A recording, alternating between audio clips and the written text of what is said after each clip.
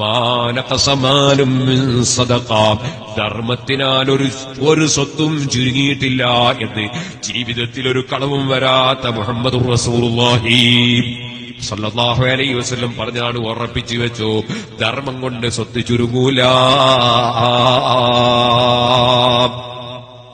പിന്നെ എന്തിനാ പേടിക്കുന്നത്? പേടിക്കുന്നത് എന്തിനാണ്? കൊടുക്കുന്ന സമയത്ത് അതാ വഖുലൂബുഹും വജില, ഖുർആൻ പറയാണ് മനസ്സ് പേടിച്ച് വിറച്ചു കൊടുക്കണം. എന്തിന്? അല്ലാഹുവിന്റെതാണ് ഈ മുതൽ, എന്റേതല്ല, അവൻ എന്റെ കയ്യിൽ തൽക്കാലം തന്നതാണ്. ഇത് ഞാൻ കൊടുക്കുന്നുണ്ടോ എന്ന് പരിശോധിക്കാനാണ്. ഞാനിതിപ്പോ കൊടുക്കുകയാണ്. ഇതങ്ങ് കൊടുത്താൽ പോരല്ലോ. എന്റെ റബ്ബിന് എന്റെ ധർമ്മം ആവശ്യമില്ലല്ലോ. വഅദ് പറയുന്ന മുസ്ലിയാരെ വഅദ് അല്ലാഹുക്ക് ആവശ്യമില്ലല്ലോ.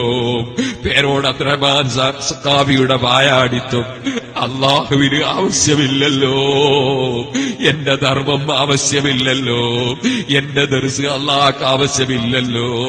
വലിയുന്നനിൽ ആലമീൻ, ഒരാളിലേക്കും ആവശ്യമില്ലാത്തവരല്ലേ അല്ലാഹ്. അല്ലാഹു ഞാൻ ഈ കൊടുക്കുന്ന ധർമ്മം അല്ലാഹു ഒന്ന് സ്വീകരിച്ചു കിട്ടുമോ?